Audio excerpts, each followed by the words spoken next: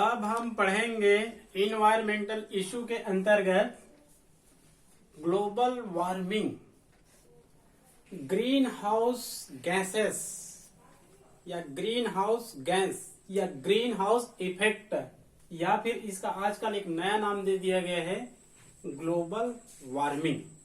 ठीक है, ये जो ग्रीन हाउस गैस है या ग्रीन हाउस इफेक्ट है, इसके बारे में लगभग सभी स्टूडेंट को कुछ न कुछ पता है। ग्लोबल वार्मिंग, वैश्विक तापन,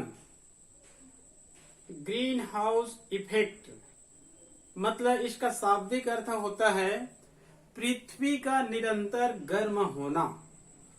आजकल हम लोग देखते हैं पूरे 12 माह में केवल 2 या 3 माह बड़ी मुश्किल से ठंड लगती है, उसके बाद पूरे कहना चाहिए 12 माह में 9 माह हमें गर्मी लगती है। इसका मूल कारण क्या है? पृथ्वी का निरंतर गर्म होना। पृथ्वी का टेम्परेचर धीरे धीरे क्या होती जा रही है? बढ़ती जा रही है। और एक दिन ऐसा आएगा कि इसका टेम्परेचर इतना अधिक हो जाएगा कि इसको ठंड करना बहुत ही मुश्किल हो जाएगा।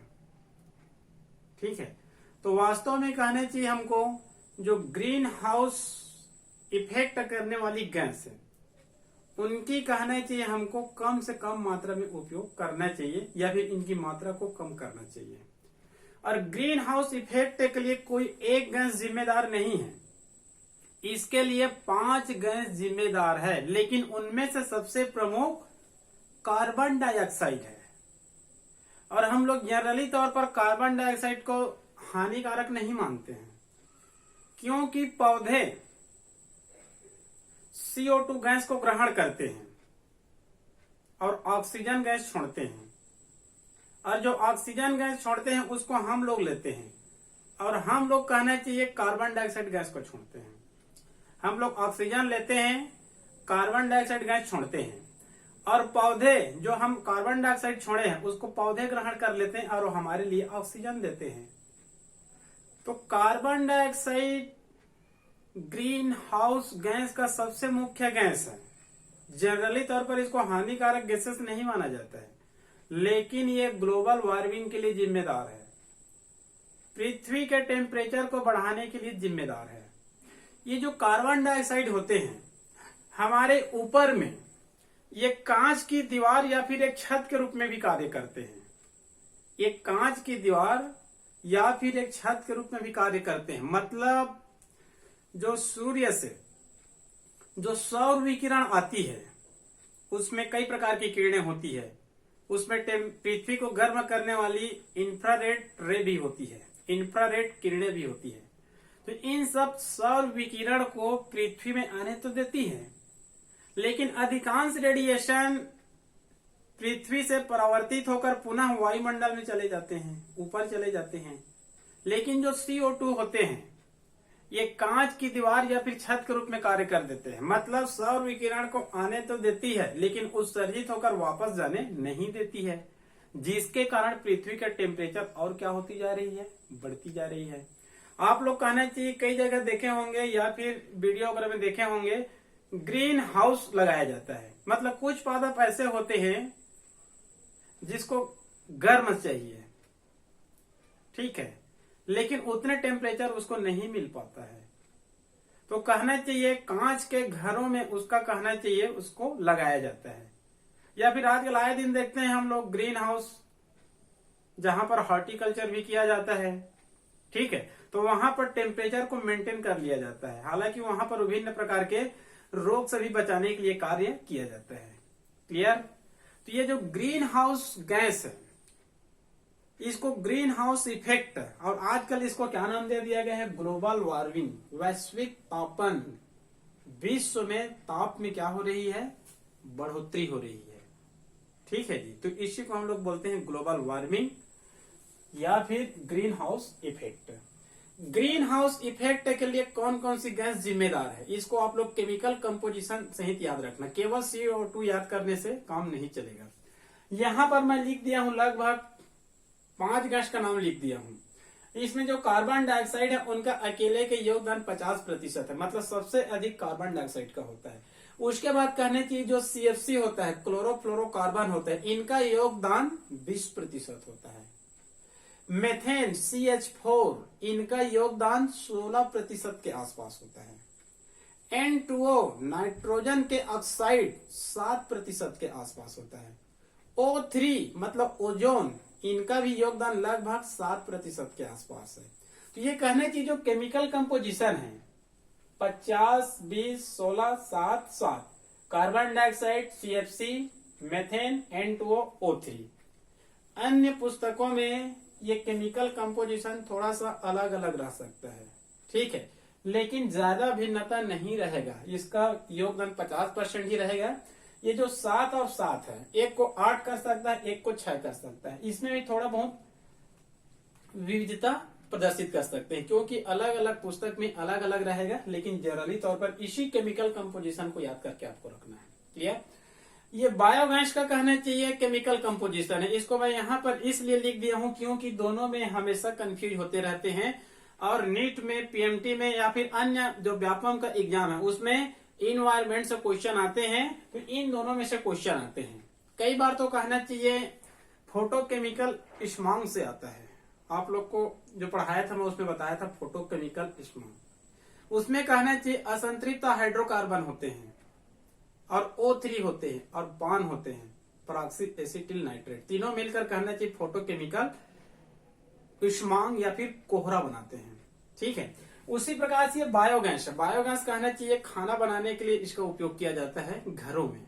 गोबर की खाद से बायोगैस का उत्पादन किया जाता है। तो बायोगैस में याद रखेंगे मुख्य गैस क्या होती है, मेथेन CH4, और मेथेन का प्रतिशत होता है इसमें 60%।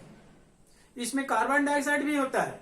कार्बन डाइऑक्साइड लगभग 30 से 35% रहेगा। नाइट्रोजन गैस 5% के आसपास रहेगा। कुछ मात्रा में इसमें हाइड्रोजन और ऑक्सीजन भी हो सकते हैं। तो इस केमिकल कंपोजिशन को भी याद रख लेंगे। मेथेन 60%, कार्बन डाइऑक्साइड 30 से 35, नाइट्रोजन 5% और कुछ मात्रा में हाइड्रोजन एवं ऑक्सीजन भी हो सकते हैं। ठीक है, इन दोनों को विशेष रूप से याद कर रख लेंगे। इसमें भी कहना चाहिए कार्बन डाइऑक्साइड है और इसमें भी मेथेन है, इसमें भी मेथेन है और इसमें भी कार्बन डाइऑक्साइड। लेकिन ग्लोबल वार्मिंग में कार्बन डाइऑक्साइड की मात्रा ज्यादा रहेगा और इसमें मेथेन CH4 की मात्रा क्या रहेगा, ज्यादा रहेगा। ये कहना चाहिए नीली रंग की गैस होती है, ज्वलनशील होती है। क्लियर? यहां से भी CO2 से क्वेश्चन आते हैं। हमको पता है ये जो कार्बन डाइऑक्साइड होते हैं, ये जो कहना चाहिए जो कार्बन डाइऑक्साइड होते हैं वायुमंडल में इनकी प्रतिशत कितनी होती है, तो 0.03%। जो वायुमंडल में गैसेस होती है उसका भी केमिकल कंपोजिशन याद करके रखना। नाइट्रोजन का प्रतिशत होता है उसमें 78%, ऑक्सीजन होती है लगभग 21 और कार्बन डाइऑक्साइड कितनी होती है 0.03%। क्लियर? तो यहां पर कार्बन डाइऑक्साइड में लिख दिया हूं 1850, मतलब औद्योगिकीकरण के पूर्व की समय है। भारत में औद्योगिकीकरण के पूर्व, भारत में इंडस्ट्रियलाइजेशन देर से प्रारंभ हुआ। सबसे पहले ब्रिटेन में शुरू हुआ था। तो 1850 के आसपास ये जो कार्बन डाइऑक्साइड थे वो वायुमंडल में कितने थे, 275 ppm। 275 ppm। ppm क्या है, फुल फॉर्म याद रख लेंगे आप लोग, पार्ट्स पर मिलियन, मतलब प्रति मिलियन में कण कितनी होनी चाहिए, 275। मतलब पहले था ये 1850 के आसपास, लेकिन वर्तमान समय में ये प्रति माह, प्रति 6 माह, प्रति वर्ष बदलती रहती है। तो आज के डेट में जैसे कि यहां पर नवंबर 2020 की स्थिति में आप गूगल में देख सकते हैं। दिसंबर 2020, जनवरी 2021 की स्थिति में आप गूगल में जाकर देख सकते हैं। तो नवंबर 2020 की स्थिति में ये इतने से बढ़कर हो गई है 412 ppm। मतलब इनकी मात्रा जितनी अधिक बढ़ती जाएगी, 500, 600, उतने ग्लोबल वार्मिंग क्या होता जाएगा, बढ़ता ही जाएगा। क्लियर? एक बार यहीं से नीट में क्वेश्चन आया था। क्वेश्चन ये था कि पिछले 150 वर्षों में पिछले 150 वर्षों में कार्बन डाइऑक्साइड की मात्रा में कितनी वृद्धि हुई है। अब वहां पर 100, 200, 300, 400 ppm लिख दिया गया है। तब आपको याद करके रखना है, वहां पर उत्तर में दिया गया था 300 ppm की वृद्धि हुई है। पिछले 150 वर्षों में 300 ppm की क्या हुई है, वृद्धि हुई है। ठीक है, इसको रोकना होगा। यदि ये बढ़ती ही जाएगी तो ग्लोबल वार्मिंग बढ़ता ही जाएगा और आगे चलकर इनके बहुत भयानक परिणाम आ सकते हैं। क्लियर। उसके बाद है ये जो ग्लोबल वार्मिंग गैसेस है या फिर ग्रीन हाउस इफेक्ट है, जो गैसेस है उनका सोर्स क्या है, उनका स्रोत क्या है। क्लियर। तो केवल यहाँ पर मैं पॉइंट टू पॉइंट बता रहा हूं। पहला है इंडस्ट्री। हम लोग पिछले कई चैप्टर में पढ़े हैं, अधिकांश पोल्यूशन के लिए इंडस्ट्री जिम्मेदार है। तो चूंकि कहना चाहिए इंडस्ट्री भी इनके लिए क्या है, जिम्मेदार है। जीवाश्म ईंधन का जलना मतलब फॉसिल फ्यूल्स, इसके अंतर्गत कोयला मतलब कोल और सभी पेट्रोलियम पदार्थ आते हैं। किसी भी इंडस्ट्री को चलाने के लिए फॉसिल फ्यूल्स की आवश्यकता पड़ती है। कोई भी इंडस्ट्री में जाइए, कोई भी फैक्ट्री में जाइए, वहां पर कोयला मिलेगा, कोयला का दहन होता है। आप कोई भी ऑटोमोबाइल से इंडस्ट्री में जाइए, चाहे 2 व्हीलर, चाहे 4 व्हीलर, चाहे 8 व्हीलर, चाहे 20 व्हीलर, सभी में कहना चाहिए पेट्रोलियम पदार्थ मतलब पेट्रोल या डीजल का उपयोग होता है। इसको हम लोग कहना चाहिए जीवाश्मी ईंधन बोलते हैं, मतलब ये जीवाश्म ही है। इनके भी दहन होने से, इनके भी जलने से कहना चाहिए ग्रीन हाउस गैसेस की क्या होती है, उत्पत्ति होती है। इसके अतिरिक्त जो एसी होते हैं, एयर कूल्ड होते हैं, इसमें सीएफसी का उपयोग होता है। ठीक है, ये भी कहना चाहिए कुछ जिम्मेदार होते हैं। ठीक है, क्योंकि यहाँ पर मैं लिख दिया हूं सीएफसी 20%। और इस सीएफसी गैस का उपयोग किसमें होता है, एसी में, एयर कूल्ड। मतलब किसी देश में एसी की संख्या सबसे ज्यादा है तो वह देश कहना चाहिए इसके लिए क्या रहेगा, जिम्मेदार रहेगा।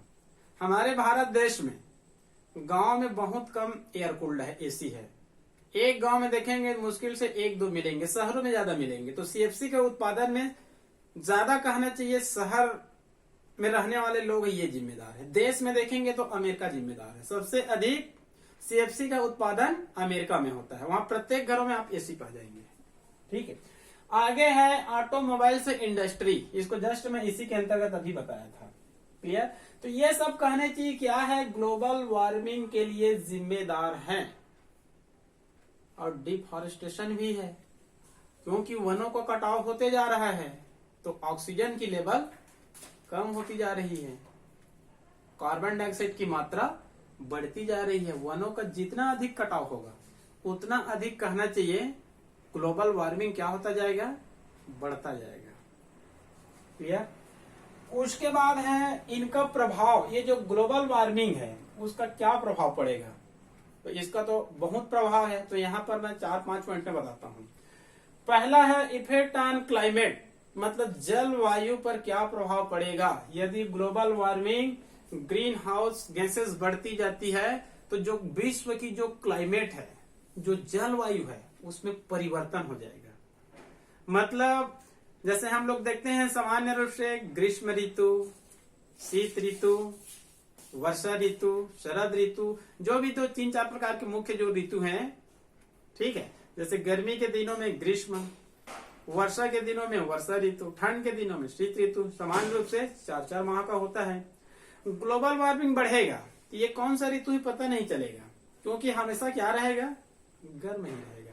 तो पूरी विश्व की क्लाइमेट ही क्या हो सकता है, चेंजेज हो सकता है। और पृथ्वी निरंतर टेम्परेचर इसकी क्या होती जाएगी, बढ़ती जाएगी। तो एक दिन ऐसा आएगा कि टेम्परेचर बढ़ते जाएगा और हमारे जो ध्रुव क्षेत्रों में, जो आर्कटिक क्षेत्रों में जो बड़े बड़े कहना चाहिए माउंटेन ग्लेशियर है, बड़े बड़े कहना चाहिए जो बर्फ की चट्टान है, ये सब क्या होने लग जाएंगे, पिघलने लग जाएंगे। और पिघल कर यहाँ जल प्रवाहित होते होते समुद्र में आ जाएगी। और समुद्र के किनारे जितने भी जो देश है उनके कुछ टापू डूब जाएंगे और यही लगातार चलता ही रहेगा। तो पूरी देश भी क्या हो सकता है, डूब सकता है।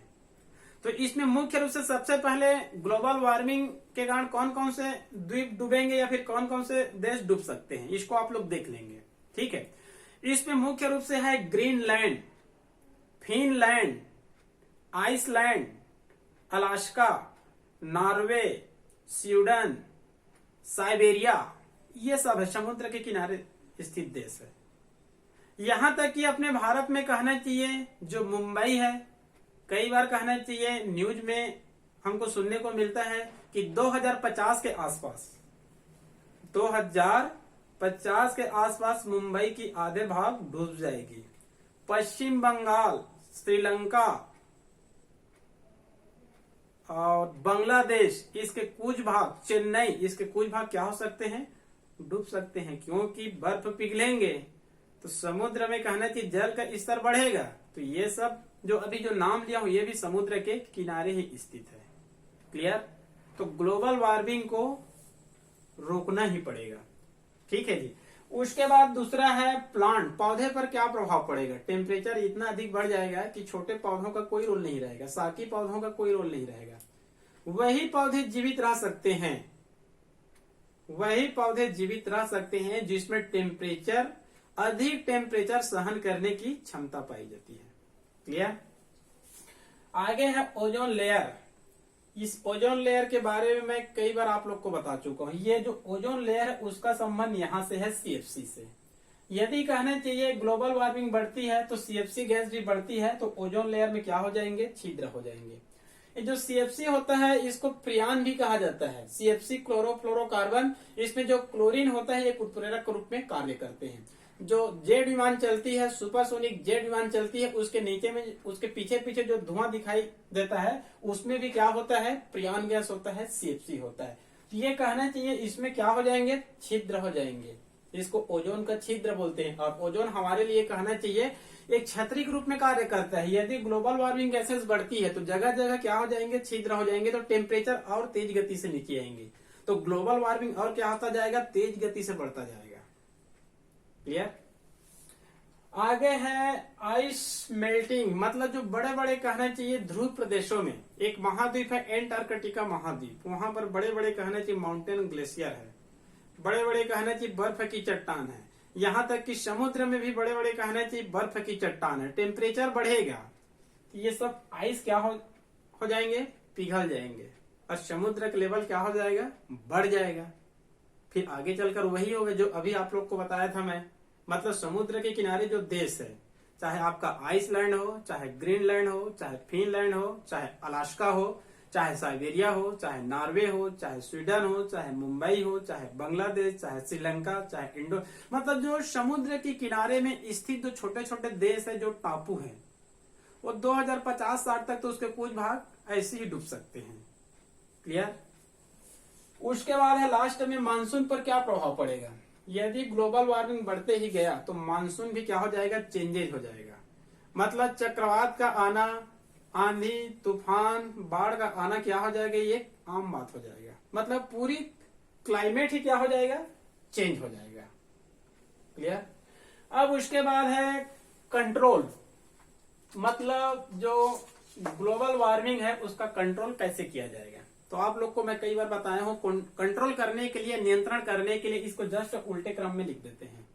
यहां पर जो हो रहा है उसको नहीं होना चाहिए। जैसे कि इंडस्ट्री, आजकल प्रत्येक राज्य, प्रत्येक देश इंडस्ट्रीकरण के लिए एक दूसरे से कंपटीशन कर रहे हैं। ठीक है, तो इसको क्या करना पड़ेगा, रोकना पड़ेगा। इसका कोई दूसरा पहलू विचार करना पड़ेगा। ठीक है, ऐसा नहीं है कि विकास या विकसित देश बनाना है, या फिर अपने आप को कोई भी देश विकसित देश बनाना चाहता है, तो ऐसा नहीं है कि केवल इंडस्ट्रीकरण ही उनका क्या है, एक धारणा है। ठीक है, ये जो कहना चाहिए इनका उपयोग भी कम करना पड़ेगा, जो फॉसिल फ्यूल्स है। ठीक है, इसके बाद कहना चाहिए इनकी भी मात्रा को कम करना पड़ेगा। मतलब जो हो रहा है, जो बढ़ाने का कार्य कर रहा है, उसको कम करना पड़ेगा, एकाएक नहीं, कम से कम धीरे धीरे। क्लियर? लेकिन ग्लोबल वार्मिंग या फिर ग्रीन हाउस इफेक्ट को रोकने के लिए पूरे विश्व इसमें प्रयास में लगे हुए हैं। कई बार तो कहना चाहिए जो पर्यावरण वैज्ञानिक है, जो पर्यावरण के वैज्ञानिक है कई बार अनेक राष्ट्रों को, यूएन को सूचना देते रहते हैं कि यही स्थिति रहा तो 2050 तक, 2100 तक ऐसा हो जाएगा, ये देश डूब जाएगा, फिर रुकना मुश्किल हो जाएगा, ऐसे सचेत करते रहते हैं। लेकिन विकास की दौड़ में कोई भी देश पीछे रहना नहीं चाहता है। एक देश तो दूसरा देश, दूसरा देश तीसरा देश। यूएन, यूनाइटेड नेशन, संयुक्त राष्ट्र संघ, इसका अधिकांश मुख्यालय कहना चाहिए अमेरिका में है। इसका मेन मुख्यालय न्यूयॉर्क में है, अमेरिका में भी है। और अमेरिका कहना चाहिए अंतर्राष्ट्रीय सम्मेलन करता है ग्लोबल वार्मिंग को रोकने के लिए, लेकिन वहां पर जो निर्णय लिया जाता है उसका फॉलो अमेरिका ही नहीं करता है। और दूसरे देशों के छोटे छोटे जो देश है, विकासशील देश है, उसको क्या करता है, वो दबाने का प्रयास करता है। स्वयं ज्यादा मात्रा में उत्सर्जित तो करते हैं, लेकिन दोष दूसरे को दे देते हैं और दूसरे देशों को कहते हैं कि ग्लोबल वार्मिंग गैस का उत्पादन कम करना है, लेकिन स्वयं वो कम नहीं करता। तो यहाँ पर इस प्रकार की दिक्कत है। क्लियर? तो यहाँ पर ग्लोबल वार्मिंग को रोकने के लिए, ग्रीन हाउस गैसेस को रोकने के लिए कुछ अंतर्राष्ट्रीय सम्मेलन हुए हैं। इस अंतर्राष्ट्रीय सम्मेलन कहाँ हुए हैं और उनके जो वर्ष है उसको याद रख लेंगे, क्योंकि यहाँ से नीट में आता है, व्यापम में आता है, अन्य कंपटीशन परीक्षा में यहाँ से आते रहते हैं। जो इन्वायरमेंट का चैप्टर है, इकोलॉजी का चैप्टर है, ऐसा नहीं है कि नीट में ही है कि 12वीं में, ये सामान्य जनरल नॉलेज में भी है। अब कोई भी व्यापम का आप लोग एग्जाम देखिए, किसी भी कोई भी सर्विस में जाने वाले आप कंपटीशन परीक्षा का क्वेश्चन पेपर देख लीजिए, इन्वायरमेंट से क्वेश्चन आते ही हैं। क्लियर? तो यहाँ पर मैं कुछ बता रहा हूं, इसको आप लोग को याद करना पड़ेगा। क्लियर? इसका उल्लेख ज्यादा नहीं मिलता है। एक बार 1972 में, ये सबसे प्रथम बार है, ये स्वीडन की राजधानी जो स्टॉकहोम है, स्वीडन एक देश है, स्वीडन की राजधानी के स्टॉकहोम है, यहाँ पर 1972 में पर्यावरण संबंधी एक अंतर्राष्ट्रीय सम्मेलन हुआ था। यही सबसे पहले सम्मेलन है पर्यावरण से संबंधित, इन्वायरमेंट से संबंधित। 1972 में स्वीडन की राजधानी स्टॉकहोम में कहने की एक अंतर्राष्ट्रीय सम्मेलन हुआ था, लेकिन इसका उल्लेख ज्यादा आपको नहीं मिलेगा। क्लियर? उसके बाद इनका तो उल्लेख मिलेगा आपको 1987 में मॉन्ट्रियल में। मॉन्ट्रियल कनाडा का एक शहर है, मॉन्ट्रियल कनाडा का एक शहर है, यहाँ पर भी एक अंतर्राष्ट्रीय सम्मेलन हुआ था। और इस सम्मेलन में क्या निर्णय लिया गया था? O3 को बचाने के लिए, ओजोन को बचाने के लिए CFC गैस का उत्पादन क्या करना है? कम करना है। अंतर्राष्ट्रीय सम्मेलन में 2-4 देश भाग नहीं लेते हैं, सबसे अधिक देशों के राष्ट्र अध्यक्ष या फिर राष्ट्र प्रतिनिधि भाग लेते हैं और वहां पर साइन करते हैं, और जो निर्णय लिया जाता है उसको फॉलो करना पड़ता है। क्लियर? तो 1987 में मॉन्ट्रियल कनाडा के एक शहर, यहाँ पर ओजोन को बचाने के लिए CFC का उत्पादन कम करने के लिए एक निर्णय लिया गया था। हालांकि आगे चलकर अनेक देश इसका फॉलो नहीं करते हैं, ये सबसे बड़ी दिक्कत है।